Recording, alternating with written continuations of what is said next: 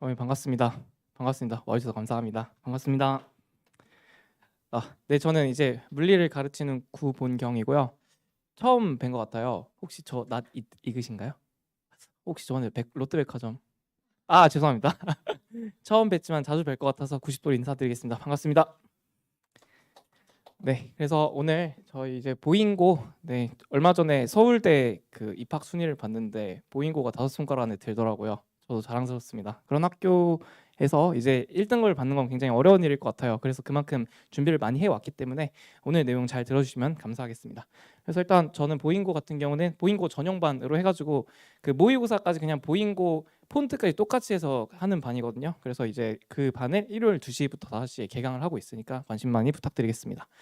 자, 일단 제 소개를 먼저 한번 해볼 건데요. 어머니?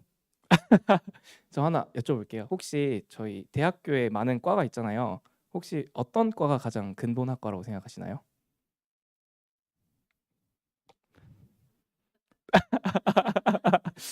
보통 이렇게 얘기를 하면은 보통 아니면 수학 아니면은 물리를 많이 얘기해 주시는데 어머니 의대가 제일 근본이죠. 의대가 제일 근본 아니겠습니까? 하지만 그 다음은 전 물리라고 생각해요. 저는 이제 물리를 전공했고요. 예전부터 이제 그 강사를 하고 싶어서 조직 이수까지 전공을 했습니다. 그리고 그것뿐만 아니라 현재 이제 강남 대성학원 다들 아시죠? 네, 알지만 저희는 알 필요가 없다. 재수 학원이잖아요. 저희는 다 한 번에 갈 거니까 강남대성 수능연구소에서 물리학 문제를 만들고 있습니다. 근데 사실 이렇게 뭐 전공 지식이 많다, 컨텐츠를 잘 만든다 이거보다는 우리 학생들의 성적을 실질적으로 올리느냐가 좀 많이 중요할 것 같은데 그래서 제가 작년에 단대 국어를 맡았어요. 단대 국어를 맡았는데 뭐 1학기 중간고사는 조금 미약했으나 결국에 이제 마지막 시험인 2학기 기말고사 때 제일 많았습니다. 학생 수가. 그래서 많은 학생들이 끝까지 믿고 따라와 주셨다고 생각하시면 될 것 같고요. 특히 마지막 2학기 기말 시험에서는 1등급 16명 중에서 10명을 다 배출했어요. 자, 그다음에 뭐 휘문고 같은 경우에도 가파른 성장세를 하고 있습니다. 자, 그다음에 사실 저희 이제 보잉고 같은 상위권 학교 같은 경우는 우리 학생들이 좀 좋은 문제에 대한 수요가 좀 많습니다. 자, 그래가지고 저 같은 경우는 강남대성과 메가스터디 여기서 컨텐츠 제작을 5년 했는데 단순히 그냥 문제를 출제하는 출제원이 아니라 팀원을 이끄는 팀장급으로 활동을 했습니다. 자, 그래가지고 어쨌든 제가 이따가 보잉고 출제 경향을 좀 말씀을 드릴 건데 어쨌든 보잉고는 사실 어떻게 보면 대비하기가 쉬우면서도 좀 어려운 것 같아요. 결국에 수능 특강과 그 다음에 그 작년에 나왔던 평가원 문제들을 내는데 제일 어려운 문제들만 골라서 내거든요. 그래서 저 같은 경우는 아마 우리 학생이 이번에 이거 볼 거예요. 이 문제 작년 9월 평가원에 나왔던 문제인데 그 문제들을 변형한 문제를 다 가지고 있습니다. 그래가지고 이제 우리가 봐야 되는 문항에 대해서는 이제 철저하게 대비를 시킬 겁니다. 네, 그래서 제가 이제 소책자 페이지를 여기다 이제 써드렸어요. 그래서 어머님들 같은 경우에는 막 이렇게 왔다 갔다 이제 찾으실 필요 없이 제가 이제 보는 것만 봐주시면 될 것 같습니다. 그래서 일단 보잉고 같은 경우는 문항소랑 난이도가 최상급이다. 그래서 제일 어려워요. 휘문고보다도 어렵고 중동고보다도 어렵고 진선여고보다도 어렵습니다. 그래서 일단 문항수는 객관식 20문항에 서술형이 4문항이거든요. 근데 서술형 4문항에 새끼 문제가 2개씩 있어요. 그러니까 28문제예요. 그러니까 이거를 사실 킬러급 문제를 28문항을 푸는 거니까 너무 빡빡할 수밖에 없다고 생각하시면 될 것 같아요. 자, 근데 다행인 건 뭐냐면요. 그래도 출제 범위가 조금 한정이 되어 있습니다. EBS 수능특강과 평가원을 변형을 하는 거거든요. 근데 여기서도 최고 난이도 문항 위주로 출제를 해요. 그리고 사실 좀 보잉고 선생님들이 조금 존경스러운 점도 조금 있는 게 저희 학교 선생님들 너무 바쁘시단 말이에요. 그래서 사실은 다른 학교에서는 숫자도 안 바꾼 다음에 그냥 선지만 바꾸시는 경우가 많거든요. 근데 우리 선생님들은 숫자까지 다 바꾸십니다. 그래서 숫자 변형이 많아서요. 그래서 사실상 문제를 잘 분석하는 게 가장 중요하다라고 생각해 주시면 될 것 같아요. 자, 이거는 이제 그 7페이지 있는데 굳이 돌아가실 필요는 없고요. 어떻게 나오는지만 보여드리려고 하는데 어머니 지금 우리 학생들이 제일 힘들어하는 용수철 문제거든요. 근데 이게 용수철 문제가 이게 EBS 수특이에요. 그래서 지금 이게 숫자가 2D고요. 이게 D거든요. 근데 우리 학교 문제에서는 4D, 3D로 바뀌었습니다. 자, 그래서 단순히 이거 답을 외운다고 하면은 전혀 의미가 없고요. 이거의 풀이 과정 플러스 가장 빠른 풀이를 풀 줄 알아야 됩니다. 자, 그 다음에 요게 작년, 그러니까 2년 전 평가원 문제인데요. 지금 보시면은 숫자가 2가 돼 있고 숫자가 1이 돼 있는데요. 그 숫자가 5랑 4로 바뀌었어요. 그러니까 숫자가 변형이 되어 있고요. 기니디 문제로 바뀌었다고 생각하시면 될 것 같아요. 자, 그 다음에 좀 주목을 할 만한 게 이 서술형 문항이거든요. 서술형 문항. 3번 소책자 5페이지고요. 서술형 문항 같은 경우는 킬러급 문제들을 정확하게 서술을 하라고 하기 때문에 출제 원리를 모두 알아야 돼요. 근데 이게 왜 중요하냐? 제가 이따가 그 말씀을 드리겠지만 제가 이제 작년에 가르쳤던 학생 중에서 단대부고 학생이 걔가 이제 전교에서 한 5등 정도 하는 아주 우수한 친구였어요. 그 친구가 1학기 중간고사 때 89점을 받았거든요. 근데 그 11점 감점이 모두 서술형이었어요. 근데 어머니도 우리 서술형 감점을 어디서 당할까 하면은 결국에 이제 쓸 거를 못 써서 그렇거든요. 근데 그 정도로 공부를 잘하는 친구는 꼼꼼히 잘 쓰는데 왜 그렇게 됐냐면은 객관식에서 시간이 너무 많이 들고요. 그 다음에 우리 학생들 아직 많이 안 써봤어요. 그래서 요런 뭐 운동 에너지 문제에서는 어떤 것들을 써야 하는지 그 원리를 좀 잘 모르거든요. 그래서 서술형 작성도 반드시 연습해야 됩니다. 그래서 제가 작년에 왜 이렇게 단대가 그렇게 잘 됐냐 하면은 이 서술형 때문이라고 생각하시면 될 것 같습니다. 자, 그래서 이제 7페이지인데요. 제가 그 중간 부분에는 그 보잉고 문제가 어디서 이제 출제가 되는지를 간단하게 적어 놓은 건데 그냥 한 66%가 수능 특강이라 보시면 되고 나머지 33%가 평가원입니다. 자, 그럼 결국에 제가 봤을 땐 6가지만 잘 하면은 우리가 무조건 만점 1등급을 받을 수가 있는데 일단 첫 번째가 적중이거든요. 그러니까 그냥 뭐 실력 상관없이 아는 문제가 나오면은 그냥 그거 찍고 넘어가면 되는 거잖아요. 그래서 학교 부계조인 수능 특강과 그 다음에 평가 문제를 정확하게 연습을 할 줄 알아야 됩니다. 자, 그다음 두 번째가 제가 좀 많이 강조를 하는 건데요. 제가 이번 이거 홍보하는 건 절대 아니고 지금 수업을 하고 있는 내용 중에 하나가 그 모의고사 반이라고 있어요. 모의고사 반. 그래서 사실은 이제 고3 되면은 막 7월 달에 모의고사 푸는 연습을 많이 하잖아요. 물론 이제 수능은 시간이 워낙 부족하기 때문이기도 한데 수능 물리 말고 내신 물리도 1학기 중간고사는 시간이 굉장히 부족합니다. 그래서 우리 학생들이 사실은 이 문제를 내가 풀 수 있을지 없을지도 판단을 하는 연습이 필요하거든요. 그래서 이 시간 관리 연습 저는 모의고사를 굉장히 강조를 하고 있습니다. 자, 그다음 세 번째 같은 경우는 풀이법인데요. 네. 비효율적인 풀이로는 절대 킬러 문제를 시간 안에 풀 수가 없습니다. 거기다 플러스 저는 이제 추가적으로 조금 시간이 되면은 2가지 풀이법으로 이제 검토를 하는 거를 좀 권장을 하고 있는데요.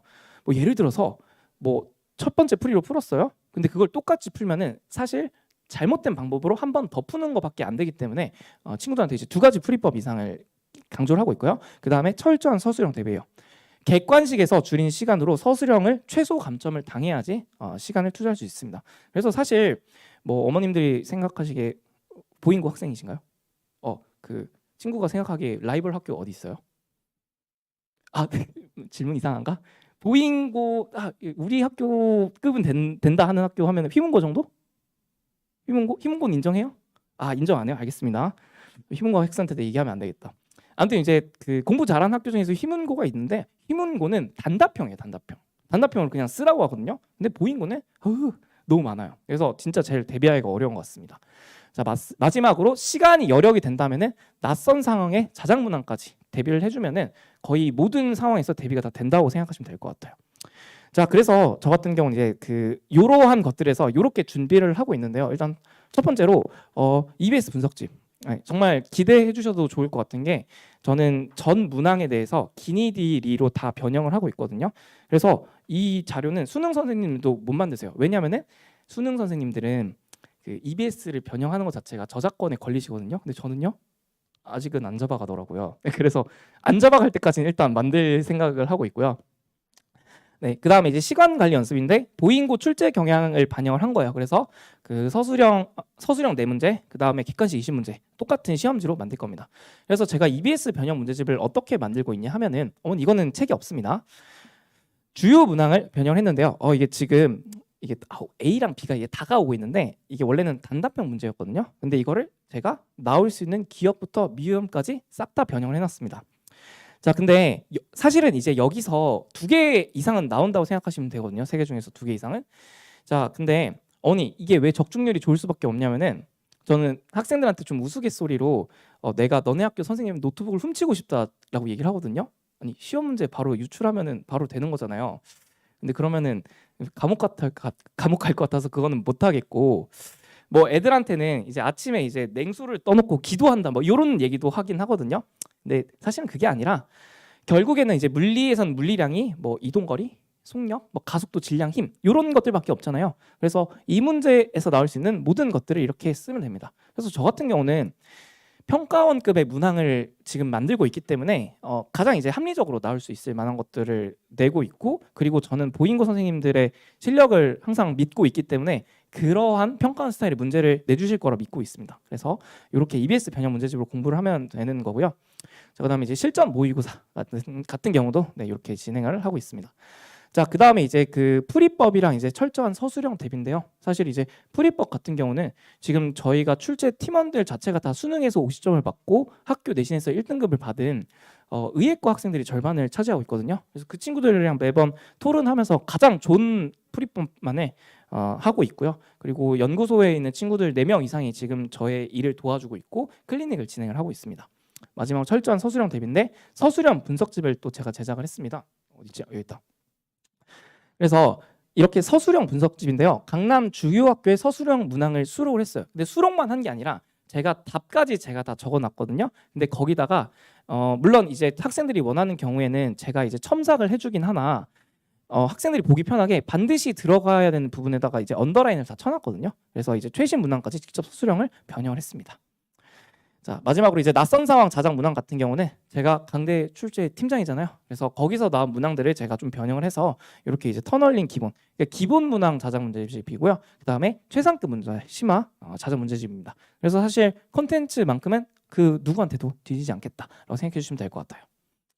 자, 그다음에 이거는 페이지 9페이지인데요. 사실 어머니 저희는 1학기 중간고사 일단 잘 보는 게 중요할 것 같긴 하나, 사실 물리학이 1학기 시험과 2학기 시험이 조금 경향이 다르거든요. 그래서 이건 조금 정보 차원으로 조금 빨리 말씀을 드리고 싶은 게, 일단 물리에서는 뉴턴 역학이 가장 중요하다는 거는 다들 알고 계실 거예요. 근데 뉴턴 역학만 잘하면은 뒤에 것도 잘하냐? 그건 절대 아닌 게 2학기 전자기장에 이제 파동이 있는데, 사실 여기 부분 같은 경우는요, 우리 학생이 고3 단과반에 가서 연습을 해도 100점을 다 맞을 수 있습니다. 근데 여기는 안 돼요. 자, 왜 그러냐면은 여기 이제 파동에 이제 현대 물리 부분이 있거든요. 수능에서는 굉장히 간단하게 나오고 있는데 교과서에서는 어떤 거를 가르치냐면은 빛은 입자일까 파동일까를 뉴턴은 뭐라고 했을까라고 이런 문제들이 나오거든요. 그러니까 완전 통합과학 스타일 문제잖아요. 그래서 제가 아는 학생 중에 한 명이 1학기 시험을 중간 기말에 다 100점을 맞았거든요. 근데 걔가 2학기 때요 직업을 바꿨어요. 자퇴를 한 게 아니라 직업을 정시 파이터로 바꿨거든요. 정시 파이터로 바꿨는데 어쨌든 이번에 서울대를 갔다고 해가지고 굉장히 축하를 해주고 있는데, 그 친구가 2학기 기말고사 때 70점대를 받았어요. 어머님도 아시겠지만 그 정도의 전교권 학생은 90점 밑으로 잘 안 내려오거든요. 근데 여기만큼은 이제 열심히 스타일로 공부를 해야 되는데, 제가 그거를 공부하는 방법에 대해서 밑에 다 써놨기 때문에 간단히 줄이고 가도록 하겠습니다. 아무튼 2학기부터는 이제 이렇게 학교 내신 문항 위주로 공부를 하셔야 된다 생각하시면 될 것 같아요. 자, 이제 10페이지고요. 교재를 좀 안내를 드리려고 하는데, 일단 저의 개념책 같은 경우는 저의 그 가장 능력 있는 친구들이 메디컬 의학과 출제진들과 같이 만들었습니다. 그래서 대치동에서 좋은 스킬이란 스킬은 싹 다 넣어놨다 보시면 되고, 네, 이렇게 이제 특수한 상황에 대해서 우리가 문제를 어떻게 풀지에 대해서 많이 얘기를 해놨습니다. 자, 그 다음에 이제 워크북 같은 경우는 저는 항상 저는 제 학생들이 아직 아들, 딸급은 아닌데요. 사촌 동생 정도라고는 생각을 하고 있거든요. 저희 가족이 공부를 할 때 일단 가장 좋은 컨텐츠로 문항을 줘야 되지 않을까 하면서 워크북에 정말 많은 투자를 하고 있고, 이런 식으로 다양한 문제를 넣고 있습니다. 자, 그 다음에 전 영역에 대해서 이제 뒤에 답지뿐만 아니라 제가 손으로 다 필기를 한 것도 넣고 있거든요. 그래서 이제 학생들이 최대한 저희 풀이법을 빠르게 찾을 수 있게 그렇게 하고 있습니다. 그래서 아까 적중 컨텐츠는 말씀드리는 것처럼 EBS 분석집, EBS 문항은 전수 변형을 하고요. 자, 그 다음에 평가원 문제 같은 경우는 좀 비슷한 문항을 좀 많이 넣어놨습니다. 그리고 마지막으로 서술형 분석집까지 해가지고 사실 많은 문제를 풀고 하면은 잘 대비를 할 수 있으나 저희 학생들 물리만 할 거 아니잖아요, 그렇죠? 그래서 저는 사실 자신 있는 게, 어머님이 저한테 아들을 반드시 1등급을 받으라 하면 반드시 받아들일 자신 있습니다. 근데 조건이 붙어요. 저랑 같이 합숙해야 돼요. 시험 한 2주 동안은. 그래서 이제 수학하면 막 뺏고 막 물리만 하라고 하면 되는데 그러면 안 되잖아요. 그래서 우리는 가장 출제율이 높은 EBS에서 일단 이런 문항 위주로 공부를 할 겁니다. 네, 말씀을 드렸고요. 자, 그다음에 관리 시스템 같은 경우는 일단 제가 가장 중요하게 생각하는 건 프리 피드백인데요. 프리 피드백 같은 경우는 저는 이제 시험 시간에 돌아다니면서 학생들의 프리를 하나하나씩 좀 봐주고, 그다음에 저희 조교들이 숙제를 검사할 때 단순히 이제 채점이 되어 있는가가 아니라 좀 비율적으로 푼 부분은 첨삭을 좀 해주거든요. 그런 부분은 이제 플러스, 특히 저는 이제 모의고사 시즌에는 제가 다 돌아다니면서 이제 체크를 하기 때문에 이 프리를 채워한다고 생각하시면 될 것 같습니다. 그리고 클리닉 같은 경우에는 물론 이제 좀 잘 못하는 학생들도 필요하지만 잘하는 학생들도 클리닉이 필요하거든요. 최상위급 시험 문제를 풀어야 되기 때문에. 그래서 지금 주 3회 일단 토요일, 일요일 저녁은 무조건 할 거고요. 화토일은 일단 확정인데 하루 정도는 더 하려고 하고 있습니다. 주 4회 정도 수능 연구소 출신 조교진이 실시를 하고 있는데, 근데 사실 우리 학생들 굉장히 똑똑하기 때문에 웬만한 대학교 1학년보다 애들이 잘 풀어요. 그래서 최고의 선생님들이 필요한데 이 친구들 같은 경우는 문항 출제도 직접 하고 있고 과외 경험도 많기 때문에 믿고 맡겨주시면 됩니다. 네, 그 다음에 피드백을 문자를 좀 보내드리는데 당연히 이제 그 수업 중에 그 점수라던가 테스트 진행은 따로 알려드리는데 피드백에서 죄송합니다. 클리닉에서도 제가 피드백 문자를 보내드리고 있어요. 그래서 우리 학생이 잘 못하니까 클리닉에 왔겠죠? 그러면은 오늘 한 학습 내용, 그다음 미흡한 부분이고 다음엔 어떻게 할지에 대해서 다 이렇게 말씀을 드리니까 그냥 믿고 맡겨주시면은 제가 알아서 보호까지 다 해드리도록 하겠습니다. 자, 그래서 보잉고 1등급 달성반 같은 경우는 이렇게 이제 6+1의 회차로 진행을 하고 있고요. 요즘에 사실 내신이 좀 더 중요해진 것 같아요. 그래서 뭐 남들은 한 문제 맞고 틀리는 거 뭐 그렇게 대수냐고 생각하는데 저는 그 한두 문제 작은 차이가 우리 학생들의 입시에 정말 많은 영향을 미친다 생각을 하기 때문에 막중한 책임감을 느끼면서 수업을 준비를 한다는 거를 약속드릴게요. 약속을. 자, 그 다음에 저는 지금 프리랜서잖아요. 그래서 저는 회사 드라마를 좀 좋아하거든요. 근데 회사 드라마에서 상사들이 부하 직원한테 항상 하는 말 중에 제가 좀 인상 깊은 말이 있더라고요. 그래가지고 부하 직원한테 맨날 야 열심히 하지 말고 잘해 이러잖아요, 그렇죠? 자, 근데 그거는 제가 제일 뭐랄까 잘 느껴야 된다고 생각하는 게 열심히 하는 건 의미가 없습니다. 우리 학생들의 성적이 올라야 돼요. 그렇기 때문에 잘 하겠습니다.